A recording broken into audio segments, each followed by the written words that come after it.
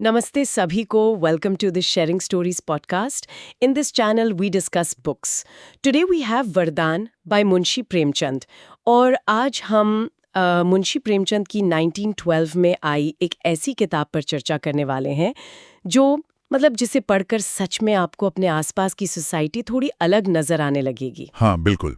और देखिए, ये सिर्फ कुछ कैरेक्टर्स की कहानी नहीं है। ये एक साइकोलॉजिकल एनालिसिस है।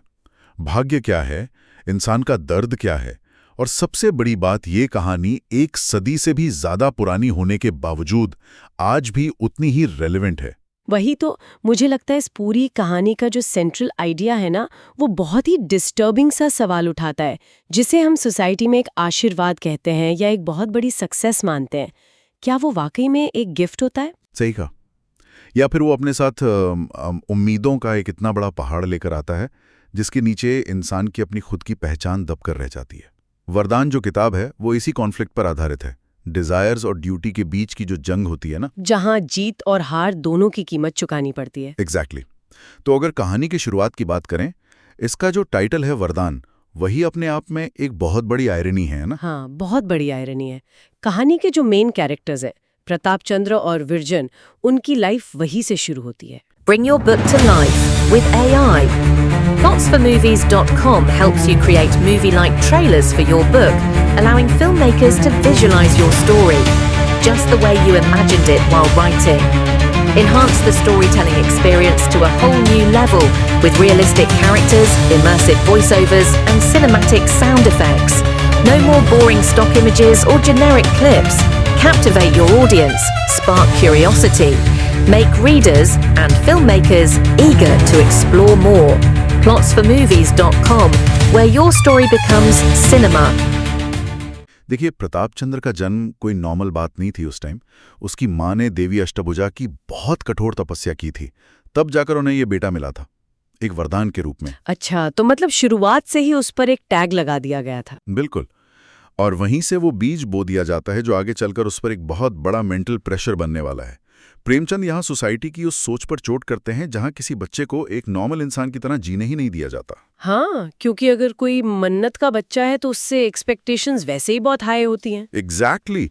फैमिली और सोसाइटी उसे सिर्फ अच्छा बनने की नहीं बल्कि महान बनने की उम्मीद करने लगते हैं। प्रताप चंद्र की माँ ने सिर्फ बेटा नहीं मांगा था, उन्होंने एक महान बेटा मांगा था, और यही महानता की शर्त उसके लिए एक पिंजरा बन जाती है। वेट, इसको अगर हम आज के टाइम से रिलेट करें, हाँ। तो क्या ये एक लॉटरी जीतने जैसा नहीं है? लॉटरी जीतना?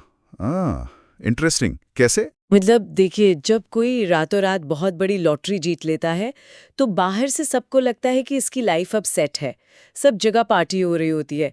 लेकिन कुछ ही टाइम बाद वो लॉटरी एक बर्डन बन जाती है। अचानक से उसके हजारों रिश्तेदार निकल आते हैं, सोसाइटी अजीब सी एक्सपेक्टेशंस रखने लगती है। हाँ, ये बहुत ही एप्ट एनालॉजी दी आपने। है ना? अगर वो इंसान अपने लिए कुछ खरीदता है या अपनी मर्जी चलाता है तो लोग बोलते हैं कितना सेल्फिश है। प्रताप चंद्र की हालत भी उस लॉटरी वाले इंसान जैसी है जिसका अपनी लाइफ पर कोई कंट्रोल ही नहीं रहा। वो बस अपनी माँ की उम्मीदों की एक पब्लिक प्रॉपर्टी बन चुका है। सही बात है। वो आम बच्चों की तरह गलतियां नहीं कर सकता। उस पर उस वरदान होने का इतना कर्ज है कि वो अपनी शर्तों पर नहीं जी सकता। और उसकी ये मेंटल स्टेट और भी कॉम्प्लिकेटेड हो जाती है जब उसकी लाइफ में विरजन की एंट्री होती है। विरजन, उसकी बचपन की दोस्त। हाँ, विरजन का परिवार उनके घर किराएदार बनकर आता है। दोनों बचपन साथ बिताते हैं, एक दूसरे के बहुत करीब आ जाते हैं और उन्हें प्यार हो जाता है। और बुक का ये हिस्सा बहुत ही ऑर्गेनिक और नेचुरल लगता है पढ़ने में। साथ खेलना, बड़े होना, ऐसा लगता है कि चलो ये तो परफेक्टली एक दूसरे के लिए बने हैं, हैप्पी एंडिंग हो जाएगी। लेकिन कहानियों में और असल जिंदगी में इमोशंस अकेले थोड़ी ना एग्जिस्ट करते हैं। प्रेमचंद इस प्योर और निर्मल प्यार को सोसाइटी के स्ट्रिक्ट रूल्स के आगे खड़ा कर देते हैं। और उस दौर में मैरिज तो दो लोगों का नहीं, दो परिवारों का ट्रांजैक्शन होता था। ट्रांजैक्शन, बिल्कुल सही वर्ड यूज किया आपने। उस टाइम पर्सनल फीलिंग्स की कोई वैल्यू नहीं थी। कास्ट, फैमिली स्टेटस, ये सब ज्यादा इंपॉर्टेंट था। और इसी सोशल ट्रांजैक्शन का नतीजा ये निकलता है कि विरजन की शादी किसी और से कर दी जाती है। जी हाँ, और नॉर्मल रोमांटिक किस्से यहीं खत्म हो जाते हैं। लड़की की शादी हो गई, हीरो देवदास बन गया, कहानी खत्म। हाँ, एग्जैक्टली। लोगों को लगता है प्यार हार गया, सोसाइटी जीत गई। लेकिन प्रेमचंद यहाँ नहीं रुकते ना। वो तो बस शुरुआत थी। विरजन की शादी बस एक सोशल इवेंट था। इसके बाद शुरू होता है कैरेक्टर्स का असली साइकोलॉजिकल स्ट्रगल। उनके दिमाग में क्या चल रहा है, शादी के बाद उनकी हालत क्या है। बुक की असली जान वही है। और इसके बाद बुक में एक इतना बड़ा ट्विस्ट आता है जो पूरा प्लॉट ही पलट देता है। विरजन के हस्बैंड की सडन डेथ हो जाती है। अब यहाँ एक डाउट आता है दिमाग में। मैं चाहती हूँ हम इस पर फ्रैंकली बात करें। हाँ बताइए, क्या डाउट है? देखिए, एक रिव्यूअर ने इस बुक के बारे में कहा था कि इसको पढ़ना किसी फिल्म को देखने जैसा है। तो जब हस्बैंड मरता है, क्या ये बस एक चीप ड्रामा या शॉकिंग इफेक्ट क्रिएट करने के लिए था? मतलब क्या प्रेमचंद को कहानी आगे बढ़ाने का और कोई रास्ता नहीं मिला, तो उन्होंने कैरेक्टर को मार दिया ताकि पुराने लवर्स दोबारा मिल सके? ये सवाल दिमाग में आना बहुत नॉर्मल है आज के नजरिए से, लेकिन इसी पॉइंट पर हमें प्रेमचंद का साइकोलॉजिकल रियलिज्म समझना पड़ेगा। ये डेथ उन्हें मिलाने का रास्ता क्लियर करने के लिए नहीं थी, बल्कि उनकी लाइफ को और भी ज्यादा कॉम्प्लेक्स बनाने के लिए थी। कॉम्प्लेक्स कैसे? रास्ता तो खुल गया ना उनके लिए। नहीं खुला ना। देखिए, 1912 के आसपास का समय, एक औरत का छोटी उम्र में विधवा होना उस सोसाइटी में मौत से भी बदतर सजा थी। ये कोई टिपिकल रोमांटिक मूवी का हैप्पी एंडिंग नहीं है। ये उस टाइम की डार्क रियलिटी को दिखाता है कि कैसे एक विधवा का जीवन नर्क बना दिया जाता था। ऑलराइट। सर मुंडवा देना, हमेशा सफेद कपड़े पहनना, घर के किसी भी खुशी के फंक्शन में शामिल ना होने देना। बिल्कुल, उसे एक तरह से जिंदा लाश बना दिया जाता था। ये कोई सस्ता ड्रामा नहीं है, ये वो कड़वा सच है जिससे उस दौर में हजारों औरतों की जिंदगी बर्बाद हो रही थी। अच्छा, यानी विरजन का विडो होना प्रताप चंद्र के लिए उससे शादी करने का मौका नहीं लाया, बल्कि उसके आगे एक बहुत बड़ी मॉरल दुविधा खड़ी कर दी। एग्जैक्टली। अब उसके पास दो ऐसी चॉइसेस हैं जो दोनों ही तबाही की तरफ ले जाती हैं। पहली चॉइस ये कि वो सोसाइटी से बगावत करे, एक विधवा से शादी करे, जो उस टाइम पर भूचाल लाने जैसा था। लेकिन अगर वो ऐसा करता है तो उसकी माँ का जो सपना था कि मेरा बेटा वरदान है, महान है, वो सब मिट्टी में मिल जाएगा। ट्रक जैसी जिंदगी जीने के लिए अकेला छोड़ दे। बाप रे, ये तो सच में लूज लूज सिचुएशन है। यही वो मॉडल चक्रव्यूह है जिसके बारे में ये नॉवल है। प्रेमचंद सवाल करते हैं कि क्या इंसान सच में अपनी किस्मत खुद लिखता है या वो सिर्फ पैदाइश के साथ मिली सिचुएशंस का गुलाम होता है।